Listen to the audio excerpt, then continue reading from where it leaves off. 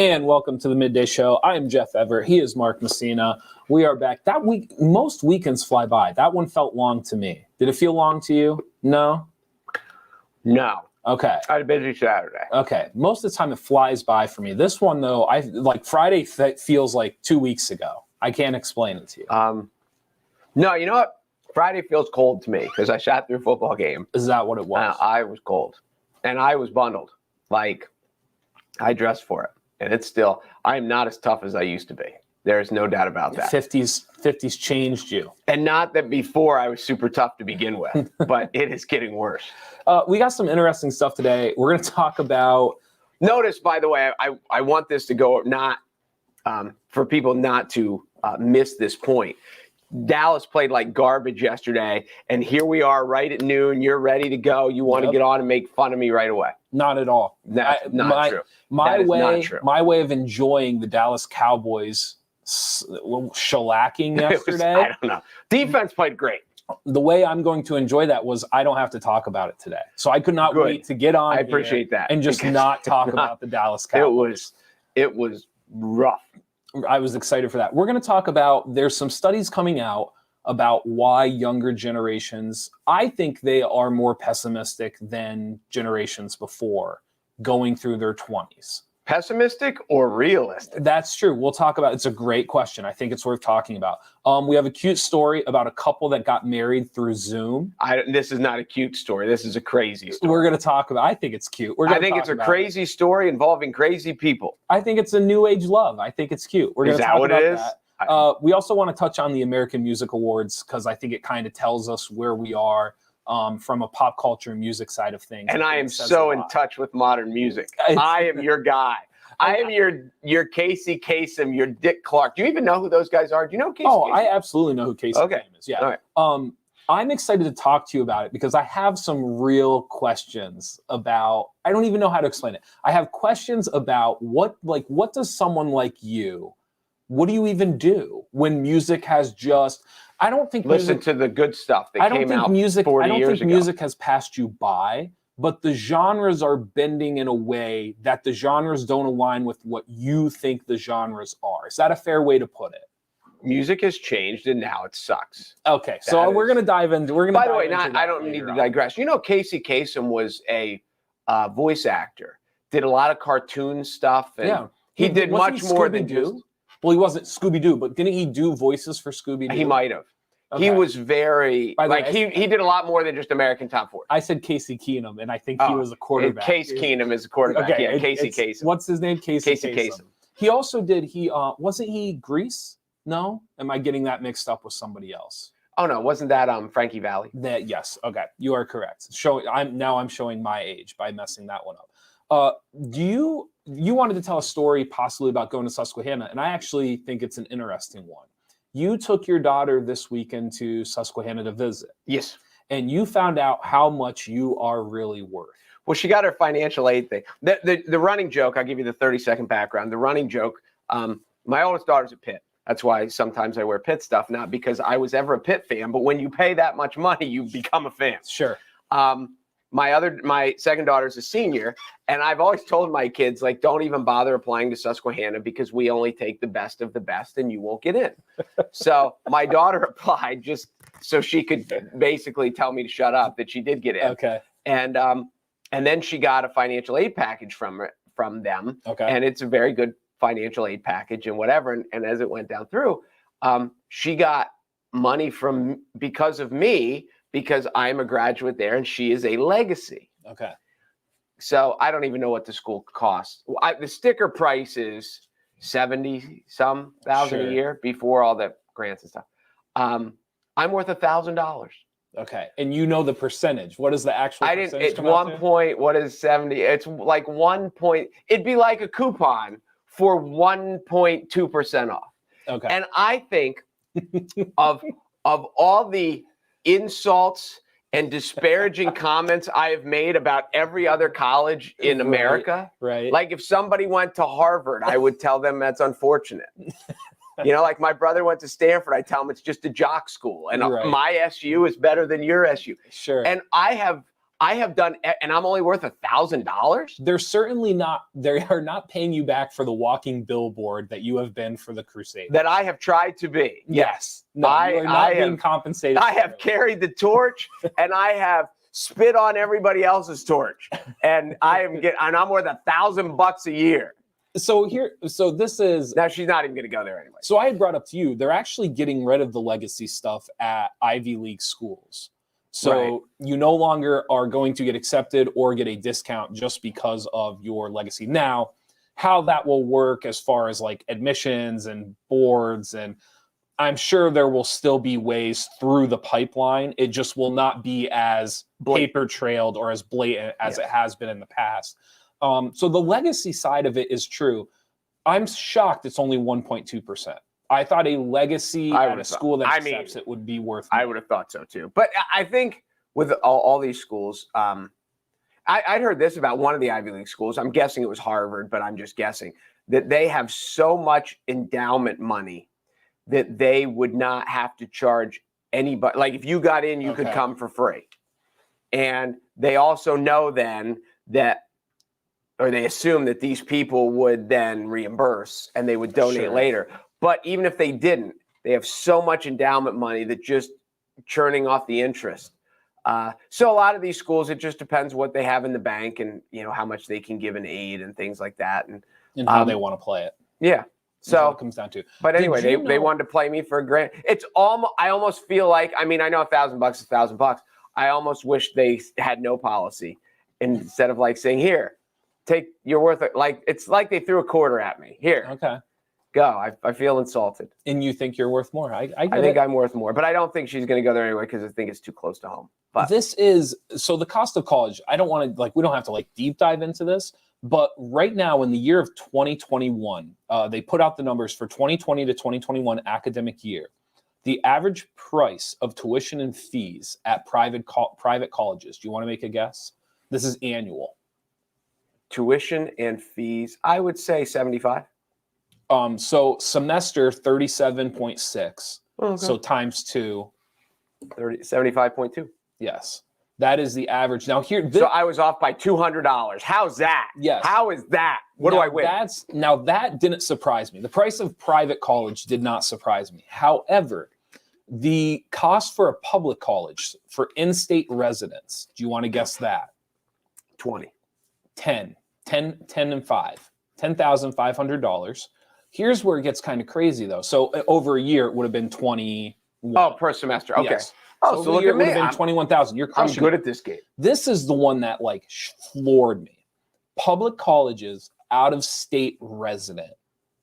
Guess how much they pay? Oh, so like if you go to Penn State or Bloom or anywhere and you're out of state. Yes. You're from New Jersey. You come across Route 80 from New Jersey to go to Bloomsburg. It was 20 for a year. It was 10 for a semester. I'm going to say 35.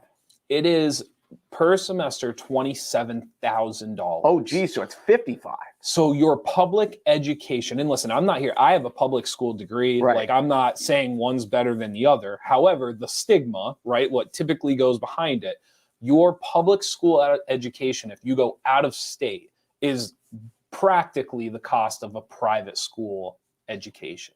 Okay, so when you were at Lock Haven, yes, how many non-athletes? Because if you're an athlete, it doesn't count because they can scholarship you and figure it out. How many non-athletes did you know that were out of state? Many? So this is what's weird, and I don't know if this is just a Pennsylvania thing. Route 80 coming out of Ohio and New Jersey, it is unbelievable how the Route 80 state schools, how many more out-of-state kids they get because of Route 80. See, now and this is an exaggeration, but it seemed like half of Susquehanna when I was there was from New Jersey. Okay. But also that we attributed it to there was wealth and they could afford it.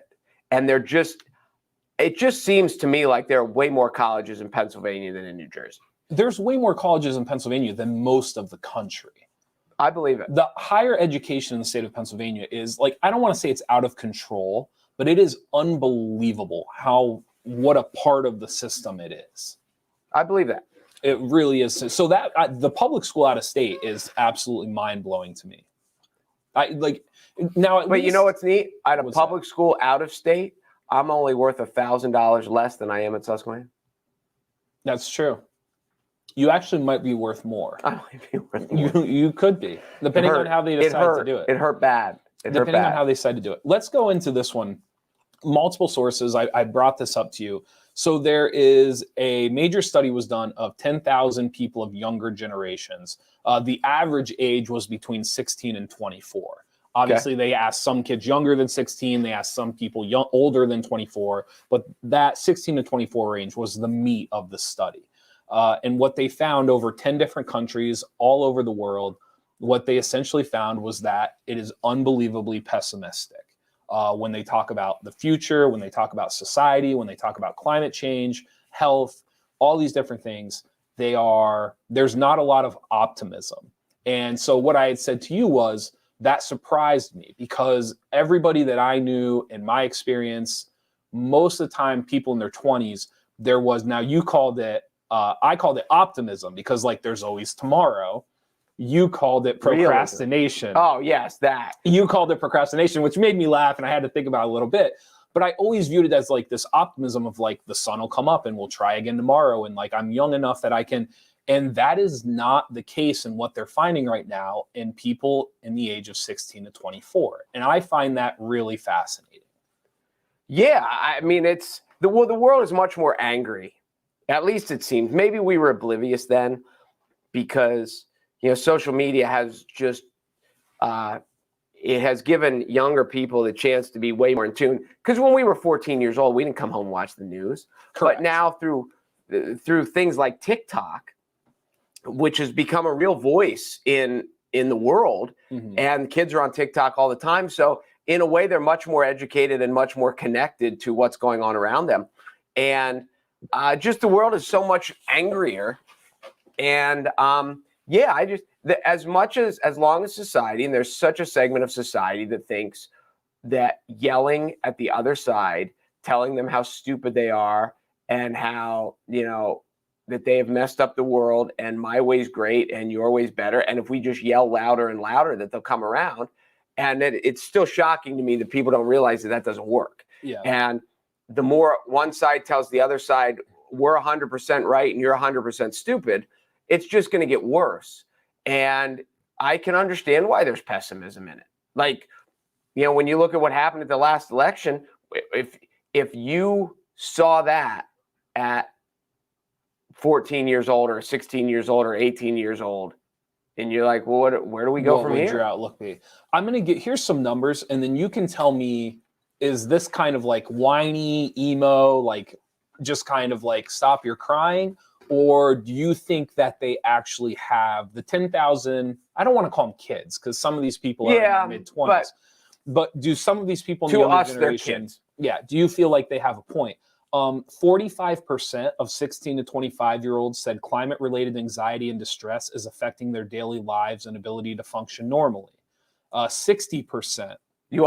Should I answer that one? That one, they need to suck it up a little bit. You think so? How does it really affect? Like, I get it.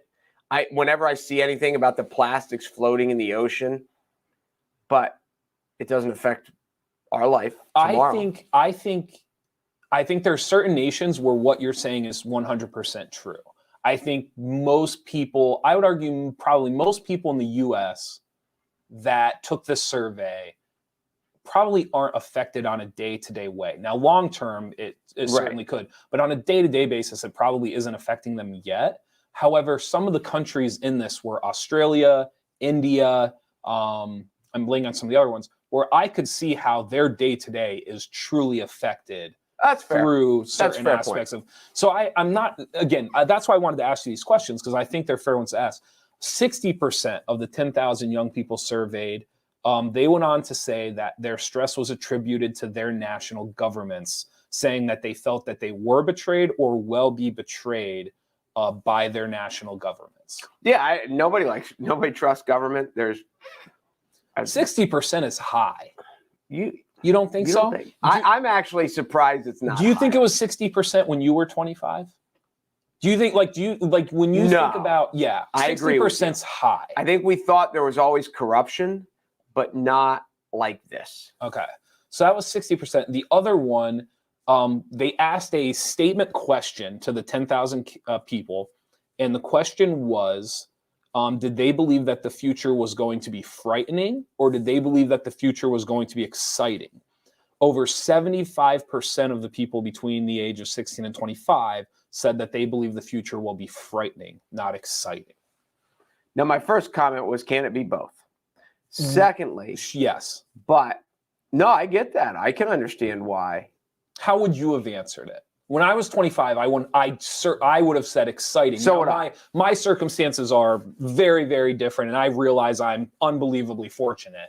But the idea of the future being frightening when I was 25, I was either oblivious to what these kids are seeing, or I'm living in a completely different world. Because it never would have crossed my mind to say both, frightening. But see, now, unfortunately, in my world, when I think back to when I was 25, it was a quarter of a century ago. Sure. And that hurts. That hurts bad. But no, I think they have more access to things and to news and information and to real things of what's going on. And I mean, because of technology, I think it was either Chris Rock or it was Will Smith. Okay. But one of them was talking about the police activity with the Black community. And he said it's not getting worse. It's just now getting videoed. Mm-hmm. And so when you see lots of these things that are happening, the George Floyd, and that we would have never seen that. The only reason that the George Floyd story went crazy is because someone had their phone and videoed it.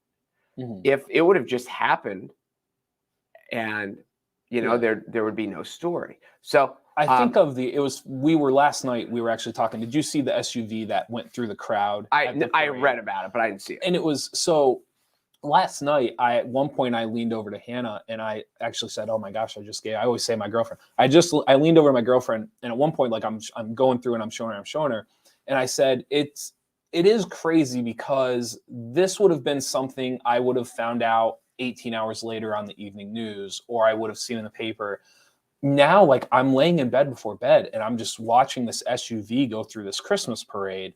And so I think your point is well made about how many 16 to 24-year-olds, like, that was the first thing when they pulled out their phone and they opened up Twitter or TikTok. Like, that was the first Now, thing with that one, when I read it, they weren't sure. Was he trying to flee a crime? I'm not 100% sure. They don't know why he smashed into it. It might have just been an unfortunate coincidence. Sure. But either way, that's the first thing you're seeing. Right. Right. In the context of the conversation we're having right now, like, when I was 24, I never laid down at night, and that was the first thing I saw when I opened up my phone or before I went to bed. So I wonder.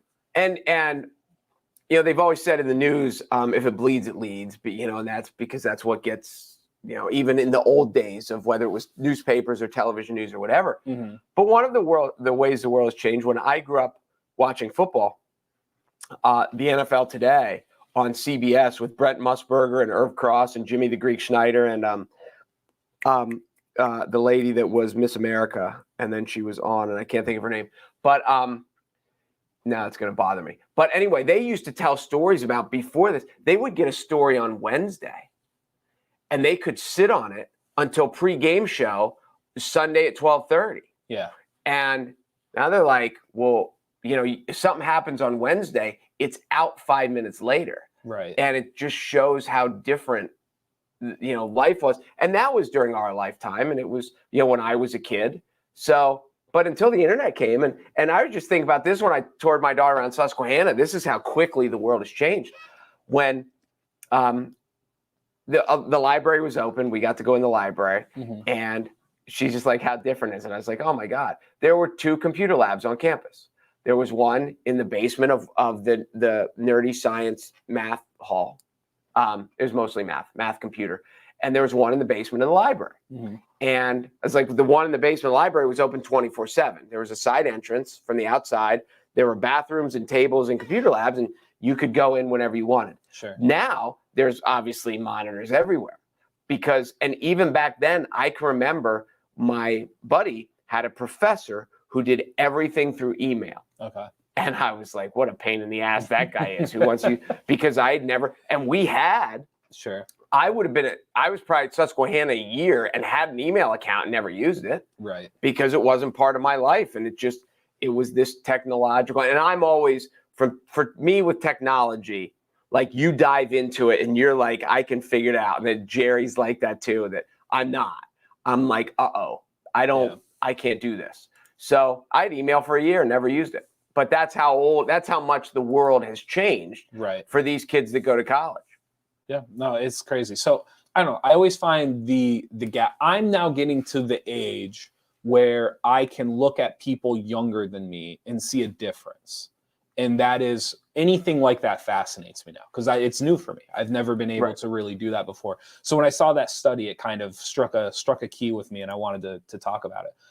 This is the best story of the day. This might be the story of the day. So this is coming out of Liverpool. However, it's a international relationship over the pond with a U.S. resident and I believe a student from Northwest. So this is the synopsis. A couple has got married through Zoom, even though they have never met each other in real life before. Northwest student AYSE, I'm going to call her A just because there's no way I'm going to get this. Northwest student A met Darren online when looking for a pen pal. The 26-year-old hoped that finding someone new to speak to would help with the boredom during the coronavirus pandemic.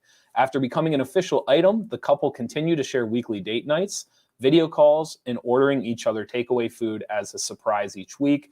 Knowing it would be a long time before they'd get to meet for the first time, the couple made the brave decision to get married via Zoom. So she's in England, he's in the States. Yes.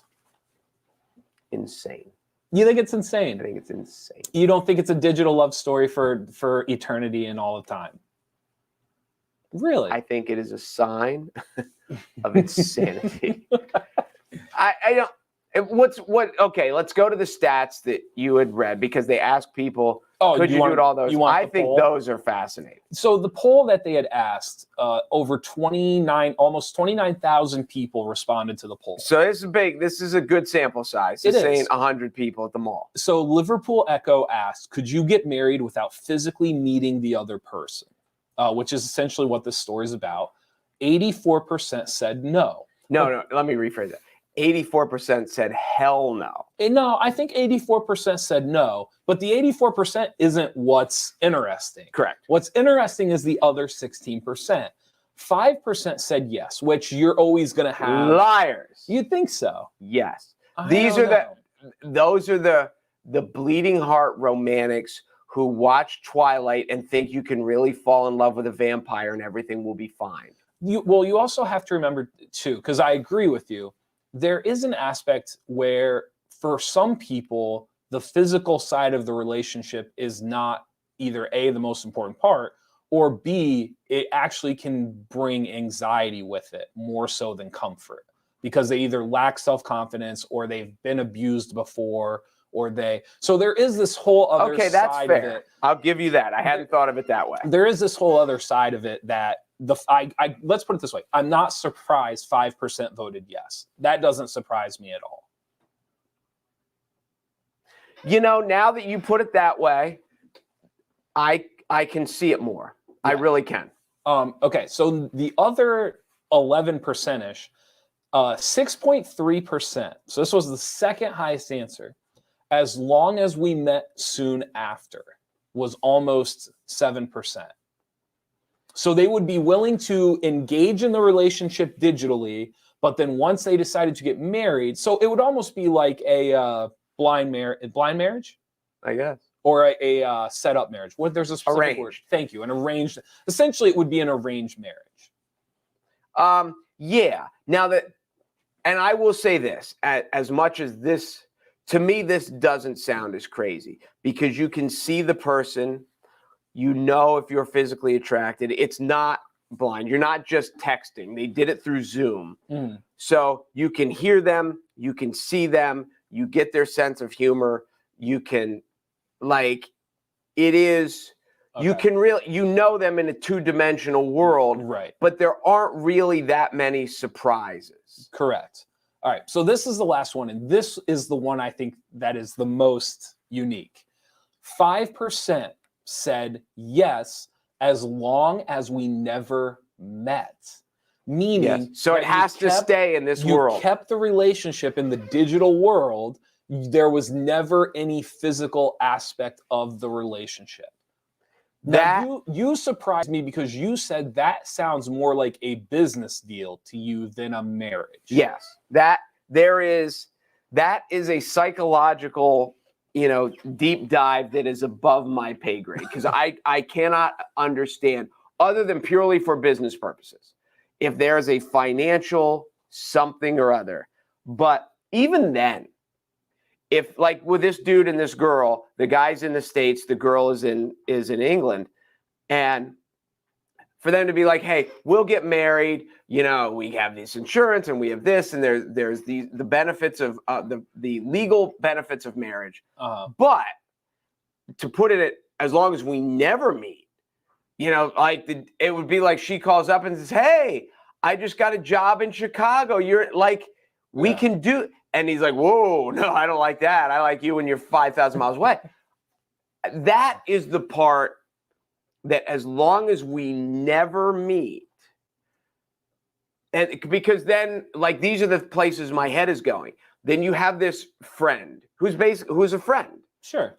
And so you have this really, really good friend. And then, so it would allow you, especially if they're somewhere else, you could go get the physical aspects of the relationship that are obviously lacking in the digital relationship. You can go get them on the side. Sure. And everything's fine. If that's the plan, then why marry the person? Why not just be friends?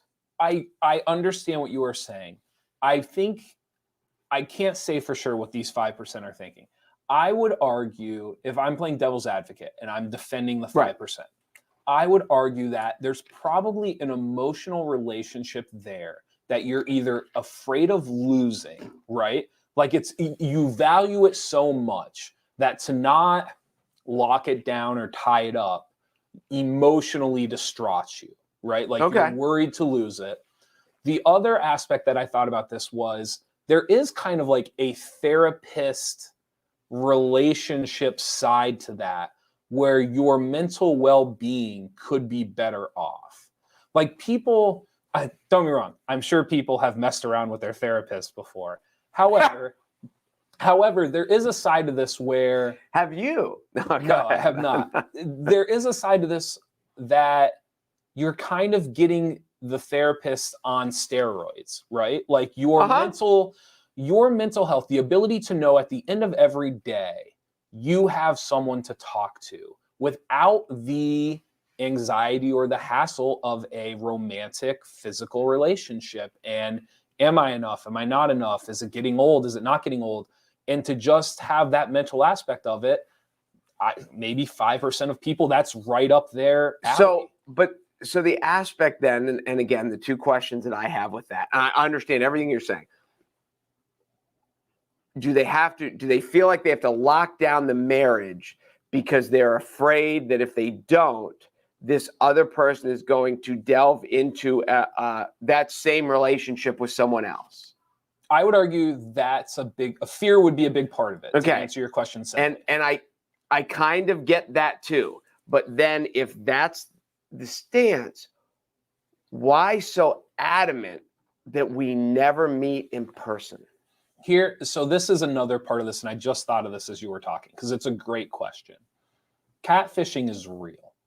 Like, it is. If you are somebody who is messaging someone you've never met before, you're on a dating app, you're on chat roulette, like whatever the app is, whatever the platform is, and you're talking to someone you've never met before, and you think you know who they are, what they look like, there is a really good chance you don't know who they are and what they look like.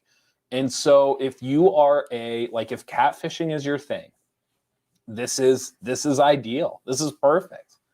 This person thinks I'm X and I'm really Y, and they'll never know about it. But I have this great emotional relationship with them, and they think I'm everything that they would want. So that is an aspect of it that I had not. That's very. That is a very thought. valid yet sinister point as well. Maybe sinister is a little harsh. This is a good way to put it, because out of 100%, out of 100 people in the world, how many of them do you think have catfished or catfishing is a thing for them? Because I bet you it's higher than what anybody actually thinks. And again, at my age, I think it's way higher at your age because your people are used to it. Sure. I just don't think, like, how many people at your age have a Finsta account? Sure. How many people at my age have a Finsta account? Right. Like 2. Right. So it's, but I do get that is a very strong point. I would be willing to say out of 100 people, let's have an age cutoff, because if you're getting married on Zoom, you're probably not over the age of 35. Like, is that fair? I would have thought that you didn't exist until this story. So let's make the cutoff for this argument. Let's say the cutoff's 35 years old, just for this hypothetical. I would argue that everyone below the age of 35, out of 100 people, I would guess 10 to 15 of them at some point have catfished somebody, or they are catfishing somebody currently. It's that prominent and that rampant. Just an opinion, but that is what I believe. And so 5% is probably because people older than 35 answered this question. Right. I bet you the catfishing aspect of it, I had not thought of until you asked that question. See, now we get away from catfishing and back to people. I could see an old couple doing this who is where the physical and they're just set, like they're normal. They haven't had a physical relationship for a long time, and somebody lives here and somebody lives there, and they're looking for a committed friend. There's a whole subgroup of people that a physical romance, it's either anxiety inducing, it doesn't feel great. It's something that they've just, because of their religion, like it's something they haven't dove into, and they may never, like, there's a whole faction of people where the physical aspect of a romance, like the physically I'm in front of you and you are in front of me, is not appealing. It's not a thing. How many of your exes had that feeling after the relationship with you? All of them. I think they all answered as long as we never met in this poll, if that's what you're asking me. It is a fascinating psychological. I mean, we could sit and talk about this one for 2 hours. It is. So real quick, this was her quote. So first of all, how they met was different as well, because I think that's an important part to add in here. Because if you think these people are crazy, this girl actually wasn't messaging the Darren first, the guy. She actually was on a platform and she was trying to find a pen pal. And the pen pal ended up being a woman called Kenda, and she was 56 from Michigan, who then told her that she had a son called Darren who was a similar age. Kenda passed her son's contact details to her, and the pair started chatting online as friends, but were soon inseparable. So even that aspect of it is very unique here, because this wasn't like they were both looking for love. Right. No, that's true. Yeah. And again, I think one of the things as I've gotten older is you realize that as a society, we were, at least my generation, was brought up as like, this is what you do. The younger people are getting away from that more, but this is how you live, and this is what, and as you get older, you realize like what works for their relationship doesn't work for their relationship. And, you know, you get some husbands and wives that every weekend, the guy's on the golf course, the guy's at the hunting cabin. And I remember there are some relationships where the wife wants the husband home every night to help with this and to do that and to do that. And I remember talking to the wife of a basketball coach, and he had been coaching and he had stopped coaching and he took a year off, and I ran into her. I said, "How's it going?" And she goes, "He's coaching somewhere next year. I don't care if it's a volunteer. He needs to get out of my hair." Sure. And so there's some people like, "Oh my God, if my husband was gone and coaching every night, I'd hate it." But she was like, he's when he's home too much, he's in the way. We have a routine, and I got my things. And so, yeah, it's what works for some people doesn't work for others. And everyone's just got to find out what works for them. And that sounds so corny, but it is an aspect of society that before it wasn't like, well, whatever works for you. And You know, I like phrases like, I don't know how long the phrase polyamorous has been around. Mm-hmm. It was never talked about when I was a kid. Sure. So I don't know. So is this going to work for people? I'm sure it does. I would really suspect. I'm surprised, and I'm sure maybe they're not the first. I don't know that for sure. I'm just like, I felt like this should be happening more. Is that a weird thing to say? No, now that as I'm thinking of old people again, and the loneliness, sure, of some of widows and widowers, and yeah, absolutely. And again, one of the things of my generation is still the aspect of like online dating is still like, you can ask lots of people in my generation who had never had an eHarmony account, never had, and even if they're now divorced or single for whatever reason in middle age, that they're not on dating apps. And whereas we have young people, and we know a young person here who broke up with her long-term boyfriend. She got on I'm not sure which dating app, and she had offers and a new date and met a new guy, and now they're madly in love. And it's the way of the world now, where my generation, that would have been like, like taking a personal ad in the newspaper was, that was like almost a sign of desperation. Sure. Now it's just a sign of common sense. Like, why wouldn't you? Yeah. So I'm with you. Oh. Let's go to this one to end today, just because we enjoy these conversations. The American Music Awards was last night. Going through these winners, there's some names you will recognize, there's some names you will not. Before we dive into this, though, you do not like current music. I didn't say you hate it, but it's fair to say that you do not like the current state of music. I will say this. My son is 15. He's a freshman. We have very, very different musical tastes. Okay. And so we have got to the point where we'll be riding in the car, and he will play a song through the aux cord, because in my world, who needs an aux cord? I have a CD player. No, you need an aux. And he will start the sentence with, "You won't hate this song." Okay. And that's how we go. Okay. And then I'm like, "Nope, this one, you're right. This one's all right." And but that's that is the world. And I know when you're forced into listening to some of it, it's better than you think. There's some cool stuff. So when did music lose you? Grunge. That early? Yeah. Grunge was the worst thing. And I just saw this thing. The Foo Fighters are in the Rock and Roll Hall of Fame. Yes. What is it, 20 years since your first album? What is the rules? You have to be around a while. This is one of the things, other than the fact that I keep thinking to myself, oh my God, I'm 50. But when I was like, this guy was in Nirvana. Kurt Cobain dies. Uh-huh. He has no band. Yep. He forms a new band. Right. It's called the Foo Fighters. Right. Who have now been around long enough. Mm-hmm. I'm not upset that the Foo Fighters are in the Rock and Roll Hall of Fame. I'm not saying they're not worthy. I'm upset that they're old enough to have been in the Rock and Roll Hall of Fame, because I remember long before the Foo Fighters ever existed. Mm-hmm. And I was just like, oh my gosh, this is that old. So what was your question? Yeah, grunge. Well, no. So, I mean, but that was it. So this is, I feel very fortunate, because you and I have talked about before, there's this gap in the 80s that I kind of miss and I don't understand. However, you've listened to music with me enough to know, like, I enjoy the older stuff. I enjoy the stuff when I was growing up, and I enjoy the stuff that's current right now. I have kind of found a way to like flow with the state of music.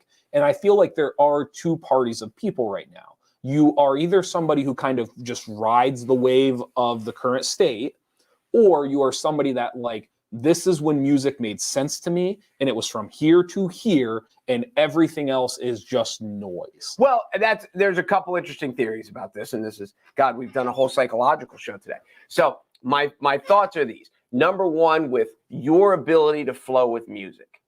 I grew up in a world where there was no rap. Mm. And, rap and hip hop, I know they were born in the late 70s in Brooklyn, but until it actually went mainstream, I saw the first episode of Yo MTV Raps. Mm-hmm. And, but, like, I remember before Grandmaster Flash and Curtis Blow and guys like that, So to us, when this came in, it was so like you didn't like rock and roll and rap. Right. You had to pick a side. Okay. So those of us who saw this as like, you know, it was just so alternative. They had no instruments. They're beatboxing and they're so. But for everyone like beyond this, like rap has always been part of your life and hip hop was always there. Sure. So as it evolves, because we watched rock and roll evolve and we're still understanding the evolution of it. Right. But so that's why my generation, the older people, have trouble, I think, anywhere through as rap evolves. We were okay with rock and revolve, whether it went from, you know, metal to disco to 80s to all this stuff. Sure. The interesting thing about how you just described that was selfish isn't the word. You were very protective of it. Like it was very much like, this is real music, that is not. Yes, that's the way it was told to us. Yes. That's not real music. And so for me, like wrapping my head around that, for me, music was always like, I want to hear the best of whatever it was. And what I mean by that was, if I was listening to Motown, I wanted to hear the best of Motown. If I was listening to rock, I wanted to hear the best of rock. Same thing with hip hop and pop and moving into where we're at now. And so I have found that the things I like the most aren't genre defined. It's like when I hear it and I'm like, that's the best of what I've ever heard. And so when I heard Mumford & Sons for the first time, I was like, that's the best of that genre I've ever heard. When I heard Adele, I was like, that's the best I've ever heard of that. So when I hear something that is just superior to whatever its peers are, I am like drawn to it because I know they're doing something different. And so I don't even think I'm right. It's funny for me to listen to you kind of have these, they're not boundaries, but they're kind of like flags in the ground of like, this is what represents me and I respect it. And that I don't know how else to explain it. Well, I think there's another aspect too that about time and about comfort and to stay up to date with music is hard. And I've noticed it too with like baseball, because when my brother was in the big leagues, I knew everything. And if you want to talk to me about the Toronto Blue Jays lineup of 1996, like I can rattle it. Sure. When like there's guys, when they put up like the top 3 guys for the Cy Young, some of them I'm like, who's he pitch for? Because it takes so much time to stay up to date with these things. So when it comes to something like music, and you know, I'm 50, I have so much of a catalog of what I'm comfortable with. Right. Do I really want to hear something new? So do I just go pull something else out that I hadn't heard in a while? So when you listen to music, you use the word comfort twice, so I'll run with it. You're trying to find comfort. You want to find something that is comfortable, that you are banking on, that you will enjoy. That I know I'm going to like it. And for me, music is more of like an exploring, and I'm looking for the next experience. I want somebody to come in and what I thought I knew, I want them to twist it. I want them to go, actually, that was good, but this is better. And I wonder, is there an age cutoff where, again, my catalog is 50 years old big, where I'm like, I don't need anything new. I'm like, when I think of like the latest albums I bought, Stevie Wonder's greatest hits. Right. Because I didn't have any Stevie Wonder, but when I put it in, I'm like, I remember that song. I remember that song. I remember that song. So yeah, that is interesting. When do you get that's just enough's enough? And I don't need to learn anything new. I'll just keep playing old songs that I haven't heard in 20 years. My initial gut tells me I think there's a cutoff somewhere. And I don't know where. It would be interesting to try to figure this out. It might be 50. Yeah. Or for me, it was like 35. There might be a cutoff, but I don't even mean for age, where I mean like it changed. Because when I was growing up, half of it wasn't listening to music. The other half of it was finding music. Whether it was downloading it, Napster, LimeWire, you were trying to find the things you were looking for. You weren't told this is what you need to listen to. I mean, I remember, like, I still have songs on my original iPod of people that like never made it. Like they never actually became Right. real successful musicians. But I loved a song here or a beat there, and that has stayed with me because like I found it and I explored through all these files and I searched all this stuff, and there were all these like mixtapes online. And so I wonder if at some point with the internet, music went from being something that it was about listening to the music, and then it became exploring the music. Because to me, music is explored.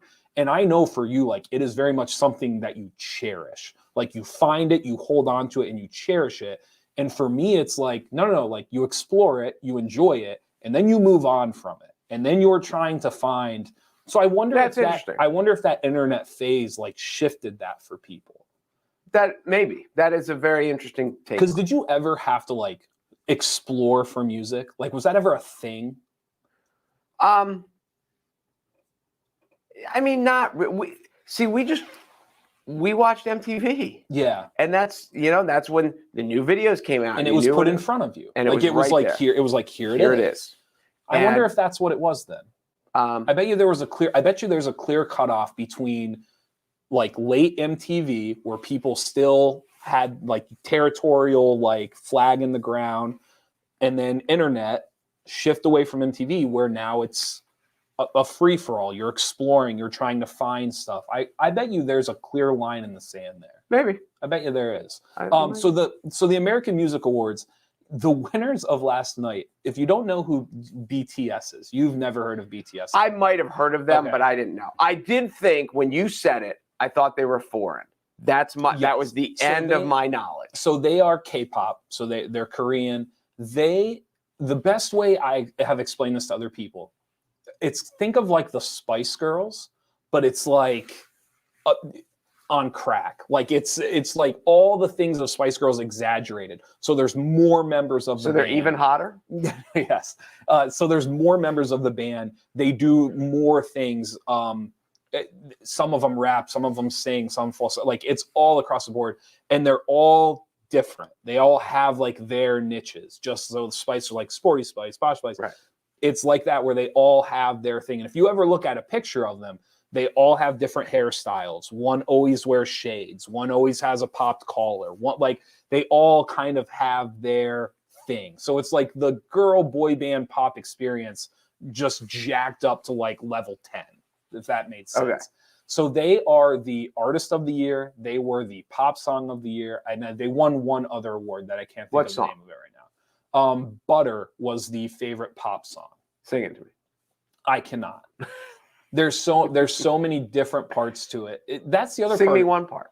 So with like Butter and K-pop, why won't you take the bait? Why have you ever? I'm not singing. You don't even acknowledge. You just ignore me. I'm not singing K-pop on the air. Have you ever listened to K-pop? I have no idea. It is like so in most songs it's like verse, chorus, bridge, maybe a chorus. A K-pop song it's like 4-line verse, 4-line rap verse, post-chorus, chorus. It's you're everywhere all the time at all moments. Like there is no actual like A B C B, if that makes sense. I know what you mean. So it's interesting. Is it good? I don't mind it. But see, I also like I enjoyed the New Kids on the Block, the Backstreet Boys, 98 Degrees Inside, like Spice Girls. I liked that kind of stuff. That stuff. Yeah, I grew up with like Guns N' Roses and Motley Crue. You grew up with New Kids on the Block and 98 Degrees. Yeah, that says a lot right there. But what is it saying? That we'll leave it at that. Okay, that's fine. So new artist of the year was Olivia Rodrigo. If you've never heard of Olivia, you wouldn't mind Olivia Rodrigo. She got into some stuff where she got in trouble for, I guess, poaching songs might be the best way to put it. She had a couple of songs. She's the best new artist of the year, kind of. She is. She has to pay. I'm blanking now. If you're listening and you know who it is, please comment. She has to pay somebody like some royalties and stuff because her song sounds incredibly familiar to their song. I think it might be Avril Lavigne, now that I'm thinking about it. Okay. So she has to actually like give her royalties on the song. Favorite female artist was still Taylor Swift. Shocking. Which just I mean that is, and there's You know no why? end in sight for that. You know why? Why is that? Because she's the best female artist. You think so? Yes. Huh. Why do you think that? She writes her stuff. She sings like she is the best. I think she's very, very good. I think she's one of the best. I think there's debate between, like, if you want to talk about an artist and from a conglomerate, like if you're saying like who can do everything, Taylor Swift is pretty up there. Like, I mean, I think Gaga is more of an artist. Sure. I think Taylor Swift is like the quintessential musician, but like Gaga's gonna, from a theatrical, right. The visual show is going to be more. Right. Than I will always argue for Adele. I still think the simplicity of what Adele does and pulls off, nobody else does it like. Well, I think she sings better. But not does she write her stuff? She has writers with her, but yes, she is a part of what she writes. But they all do that now. Like, you know, they all have their groups. Well, they do it now. But when Taylor Swift was 14, she didn't have writers. I understand that. But you don't think like early with Taylor Swift, you don't think she started sitting down in rooms with people and like, here's what I'm thinking, and they put in their 2 cents. That'd be a fun question. I think how much of this was you and your bedroom and a notebook, and a week later this is what you got? I think for most people that is the case. What does Adele play? The piano. Does she play? Yeah. Okay. She can play the piano. Oh, I didn't know that. Yeah. So I see Gaga and Taylor Swift as like musicians. Now, I always saw Adele as just a singer. No, but she can do more, and she can compose, she can write. Like, okay, I didn't know that. I'll always put Adele in with that conversation, and I still think when you talk about performance, I still think the idea that Beyonce is just not Madonna. What's that? Madonna. Not Madonna. She's not an A-lister either. I still think like people still somehow Beyonce has become underrated, because when you just talk about like the total performance of like visual, performing, singing, like projects, you want to talk about somebody who still values like the flow of an album and a project of like this is what we're going for, and song one's going to bleed into song two, and it's all. Beyonce is very unique in that still. There's not many artists that understand that a project, obviously songs can't all sound alike, but there is a rhythm and there's a message of what we're trying to send out. Beyonce nails that almost every time. Do you think that what hurts Beyonce is that she's so beautiful that it detracts from I don't know how to say it, like that because she's I think just another pretty face that she gets more help and she's propped up because that detracts from her talent. I think what has made her underrated recently, I don't think she's always been underrated. Just in the last couple of years, she decided to make songs with messages that did not appeal to everybody. She did. And so when you say well, how could she possibly underrated? Because she decided to make some projects that, I'm not saying everyone can't listen to them. I'm not saying everybody can't enjoy them. What I'm saying though is there's going to be certain people that when they listen to her songs, they're going to say well, she's not really talking about me. And it's yeah, she's not. She isn't talking about you. So from that aspect, I think she has somehow she's become out of that outer inner circle of the top three, and I just completely disagree with that. No, I'm with you, but I think, to my point, I don't know if I said it well. I think the Halle Berrys, the Jennifer Anistons of the world, don't get, even though Halle Berry won an Academy Award, they don't get the props for acting. On the other side, like the Brad Pitts and the George Clooney's, that when you're and the Paul Newmans of his age, that when you become a sex symbol, that then it kind of, you can't possibly be that good of an actress. They just like you because you're so pretty, and they are that good of an actress. I think that has hurt Beyonce as well. I can't say yes or no. I do think her celebrity status may her celebrity status has certainly pulled her away from just being strictly about music, whether it's having being married to Jay-Z. And I think her marriage does too, because everyone there's a segment that's like, well, she's married to Jay-Z. Of course, she is the best this, she is the best that. Sure. Anybody could be that, could put out stuff that good if they had that much help. And I'm just here to tell you that they couldn't. So I agree.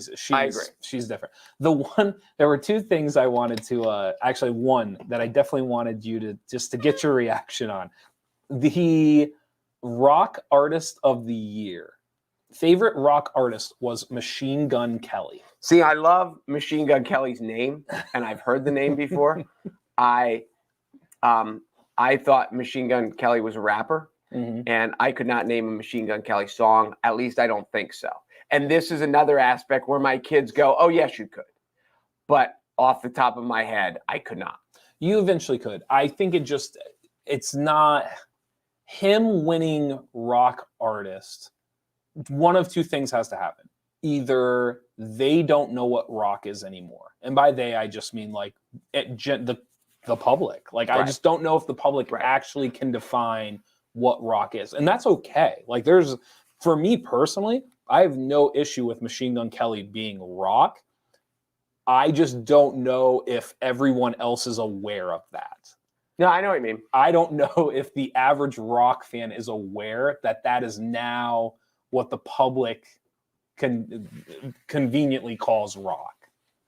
I'm with you. I don't call it that, but I don't know. Maybe I will. I don't know. I'll listen. Maybe you'll have to. Maybe you won't have a choice. I think I'll have to. Okay. Anything else before we head out? Yeah, my thing on Joe Biden pardoning the turkeys. Oh yeah, go ahead. When he said, if you haven't seen the clip, you should go find it. When I think the names were peanut butter and jelly. Okay. Were the names of the turkeys. Okay. And he went through the reasons that they were being pardoned. Okay. And one was vaccination status. Okay. And the way he dropped it, I think it was the first funny thing that Joe Biden has ever said, at least that I laughed. And if he came up with it on his own, kudos to him, because it's been a long time coming. It might have been written for him. But as I've sat through there and I thought about this, like on both sides of the aisle, to guys to ad lib it, because there's such a political, like, I need to give a political speech statement, speak to my base and all that. But whether you're talking about Reagan, I'm not sure about the first Bush, but Reagan to Clinton to George W. to Obama to Trump, all these guys, in talking to the turkeys and about the turkeys or whatever, they would all be entertaining. They could all handle this unscripted, throw them out there and let Trump go, let Obama go, let Reagan go, let Clinton go. And they would have been fun for 5 minutes. Sure. I did not think Biden could be fun. And I was shocked. And he pulled it off with the one line. He actually said, go ahead and say something. And it went, it spoke, the bird, it cock-a-doodle-dooed or whatever they do. Is that what turkeys do? They cock-a-doodle-doo, or is that a chicken? No, that's chickens. What I don't know, gobbled. Oh, it gobbled. Yes, that's what it did. And it was funny. It was genuinely funny. And I was happy for the guy, because I never thought this moment would come. And if you watch, no matter what side of the party you are or how hatred you are, like, there have been times that they've all been funny.